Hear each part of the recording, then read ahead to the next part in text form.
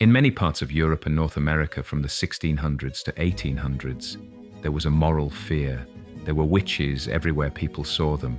Every little thing went wrong was thought to be caused by witches, from a horse going lame to a child getting sick. As the fear grew, people who said they were experts gave advice on how to spot witches. They also gave orders on what to do with people who were found to be killing others. This time is also known as the burning times for a reason. During this time, many people were thought to be witches, but no one knows for sure. However, it is thought that around 60,000 people were killed for witchcraft in Europe alone. In the same way, Puritans in North America were afraid that many of their own people were worshipping the devil. It was common for dozens of suspects to be put on trial in ridiculous cases. More than a dozen harmless people were put to death during the Salem Witch Trials because they were thought to have caused seizures in some young children. How did people at that time know when there were witches among them? Here are 18 pretty strange signs that witch hunters may have picked up on. You're a woman. This happened during the so-called burning times, or the witch trials that happened all over Europe in the early modern era. Being called a witch was more likely to happen to women, though. They were also more likely to be put to death for supposedly performing black magic. Most stories say that between 1580 and 1630, about 75% of all the people who were put to death in Europe for witchcraft were women. However, the real number could have been even higher, because women were less likely than men to get a fair hearing. It's possible that thousands more innocent women were killed by gangs and no one ever wrote down their names.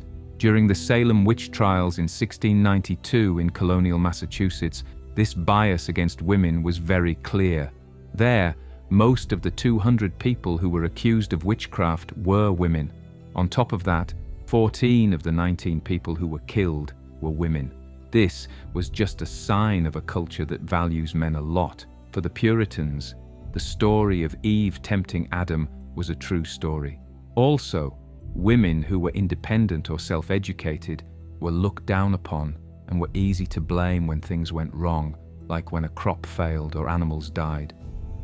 You looked the part. Most of the time, the easiest ways worked best for witch hunts. By the middle of the 17th century, most people had a general idea of what a witch looked like. Some people would think a woman was a witch if she limped or had a hunched back, had a wart that could be seen, or had a nose that wasn't straight.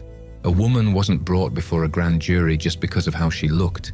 However, records of many witch trials show that a woman's looks were often used as proof and could even be enough to get her hanged. In the 1640s, England, the revered John Gall, who fancied himself an expert in rooting out witches, issued his thoughts on the matter. He explained, "Every old woman with a wrinkled face, a furred brow, a hairy lip, a gobber tooth, a squint eye, a squeaking voice, or a scolding tongue is not only suspected, but pronounced for a witch." Given the intense paranoia and hysteria of the time, many people took this advice to heart, leading to a wave of older women being accused of black magic by their neighbors, even their families. You were aged 40 or over. There were times when witches were seen everywhere. Anyone, man or woman, young or old, could be a witch. Still, most of the people who were charged were women, and most of them were women of a certain age. The Salem Witch Trials happened in 1692 in the United States. Most of the 200 suspects were women in their late 40s or early 50s. Some of them were even older. When Mary Bradbury was brought before the grand jury, she was thought to be 77 or 80 years old. Even though she wasn't found guilty, her friends always had doubts about her. In Scotland, on the other hand, an old woman was the last person to be put to death for witchcraft. It was 1727 when Janet Horne was tried and killed. This was only 6 years before Britain got rid of the crime of witchcraft. It's very likely that Horne had dementia. This would have explained why she was acting in a strange and even scary way. The local judge agreed with Janet's neighbors when they said she rode her own daughter like a pony to meet the devil. Janet was found guilty, but her daughter was able to get away. She was stripped naked and made to walk through the streets of her city, even though she was very old. She was then given tar and set on fire while still living. You were childless. A lot of witchcraft claims were made after one or more children got sick or even died suddenly for no clear reason. In fact, the Salem Witch Trial, which is the most famous witch trial of all time, happened because little kids in a town in Massachusetts was having seizures. Women who don't have children were almost always blamed.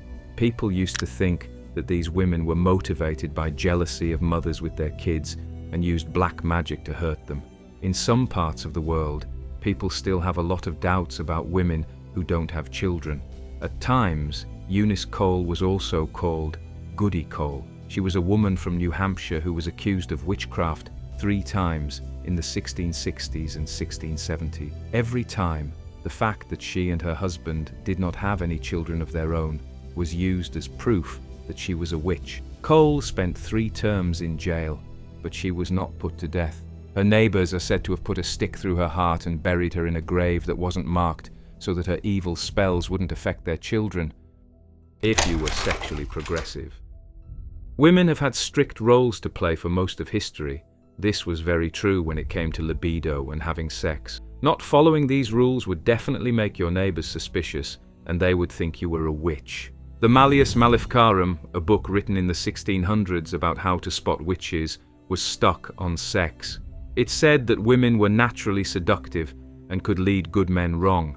It also said that witches had endless lusts for women, so a woman having sex outside of marriage was probably using black magic. For sure, this was the case with Alice Lake. She was a young mother of 5 and lived in Dorchester, Massachusetts. In 1651, her youngest child died for no clear reason. Lake, who was very sad, said she could still see and hear the baby sometimes. This was enough for her neighbors to think she was a witch. After the authorities showed proof that she had children outside of marriage, she was found guilty and put to death. Lake played the harlot, being with child, the court said. One story says that before she died, she even admitted to having an affair with the devil, but the affair would have been very forced.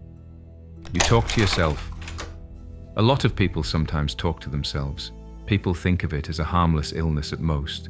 In the 1600s, not at all. If someone saw you muttering to yourself back then, they might have thought you were possessed by bad spirits or putting spells on your neighbors. It was this way with Sarah Good, one of the women accused of black magic during the notorious Salem Witch Trials. The grand jury was told that Good could often be seen walking around her small town and talking to herself. So, when some girls in the area said she was one of several witches who had attacked them with bad spirits, she had to be found guilty. She was found guilty.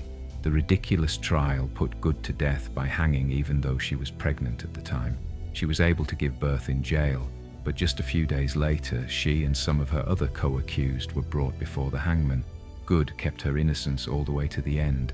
It's interesting that her last words were to the judge, Reverend Nicholas Noyes. She warned him that if she were to hang, God will give you blood to drink. Some 25 years later, Noyes died a violent death, choking on his own blood. You didn't dress smartly enough.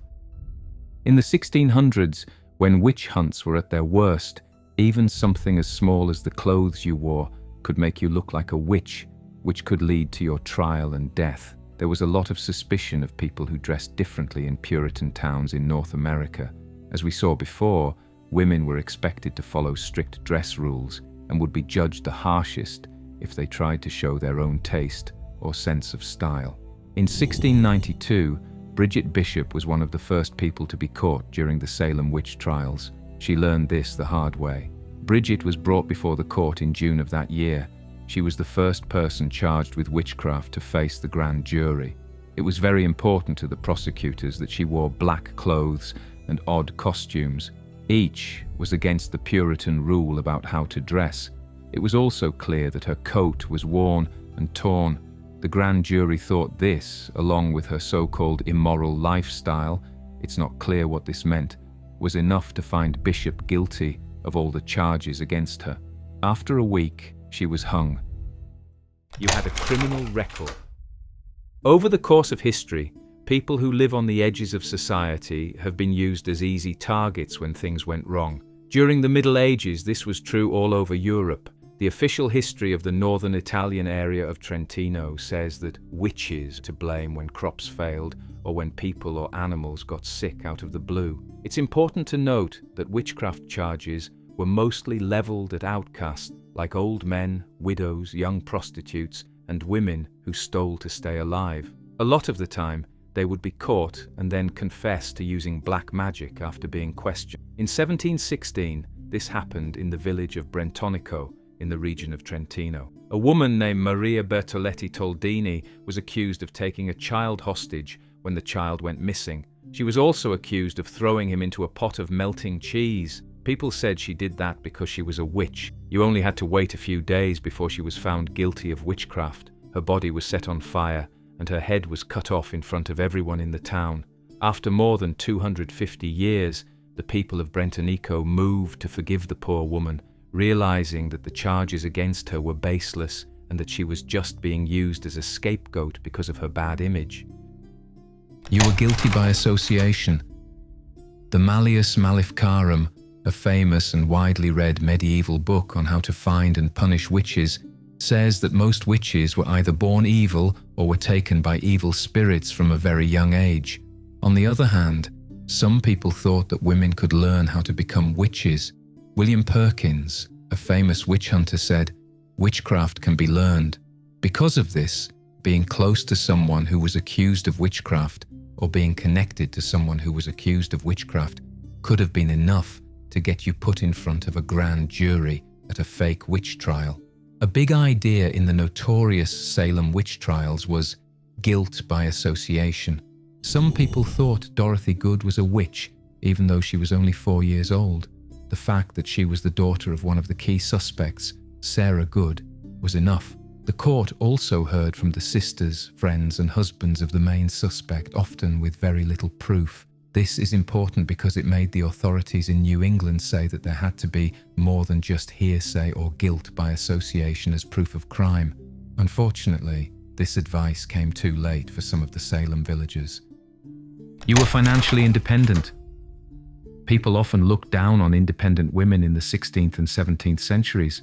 This meant women who lived alone and didn't have a guy to support them. And if a woman lived on her own and had a lot of money, her jealous friends might really think she is a witch. In fact, records show that between 1620 and 1725, about 90% of the women who were put to death for witchcraft were able to support themselves. They almost never had boys, so they were the only ones who got the family's money. Even so, many jurors were told that the women got their money through black magic and were told to find them guilty. People around an independent woman may have been envious of her wealth, but religious inquisitors were more worried about how she lived her life outside of what women were expected to do at the time. Men were very worried when women were not under their control. This was almost always a sign that a woman was up to no good. Also, women who could read and write or who seemed smart or interested in learning were often looked at suspiciously. The same went for women who knew how to do manly things or even swim. You were left-handed. Witch hunters were always looking for things that made people stand out, especially women.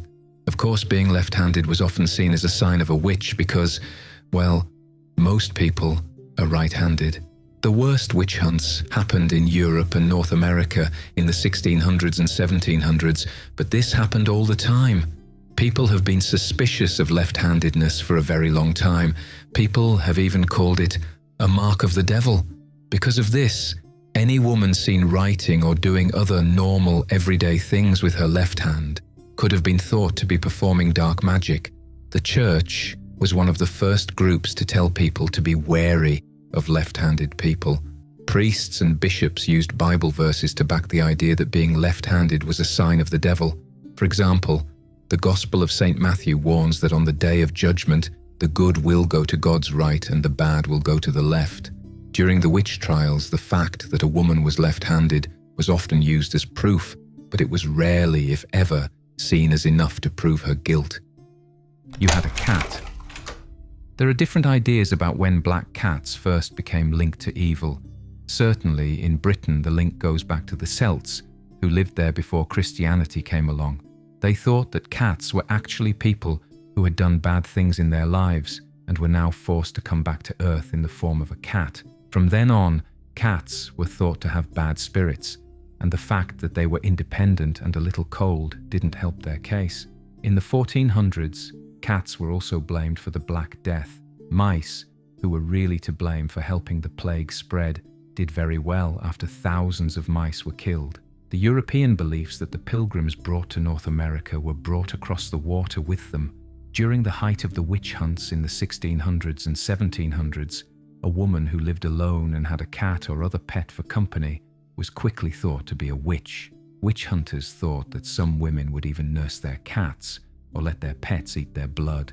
Third nipples, bumps, or warts were thought to be signs of this. You could get in a lot of trouble if you kept a pet snake or even a dog because people thought they were witches. You were a midwife. Healers who were women were looked down upon for hundreds of years. Midwives most often ran the risk of being thought of as witches. They could not win. If a woman gave birth to a healthy baby and lived, the nurse would be blamed for witchcraft or having a deal with the devil. Or, if the mother or baby died, the nurse could be blamed and think she cursed the birth. The fact that midwives used herbs and other natural treatments added to this suspicion.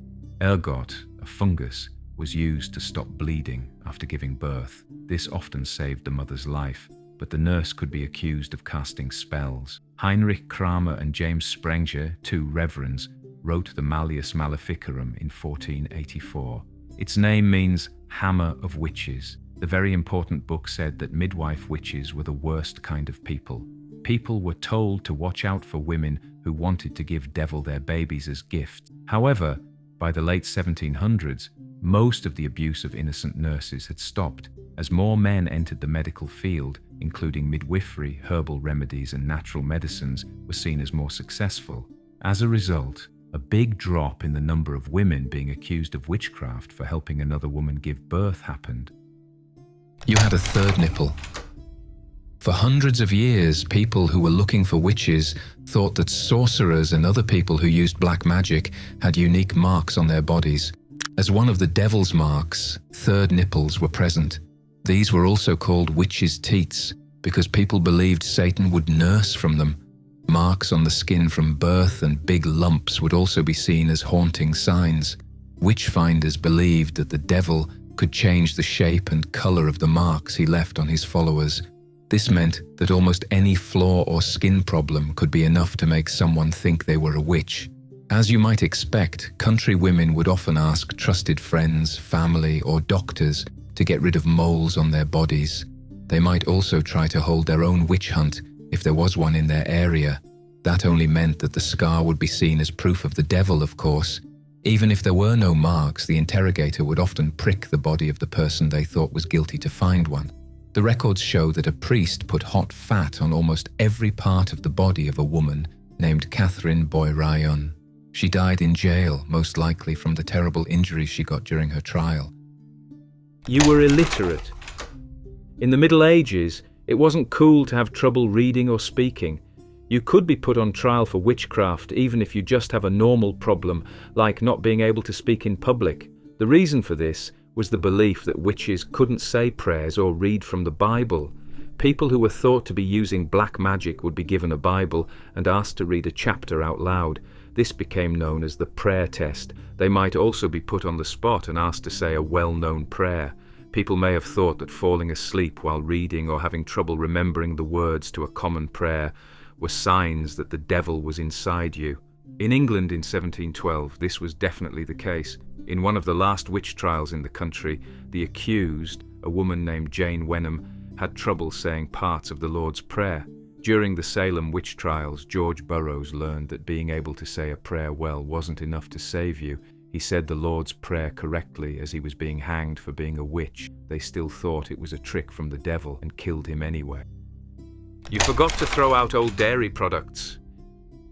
It has never been proven for sure where the idea that witches made milk curdle came from, but people who study the history of witches have found that this was written about in documents from the beginning of the 1600s. One Old English story was about a woman named Old Mammy Red or Marblehead who could magically turn milk from a cow into blue wool as it was coming out of the cow.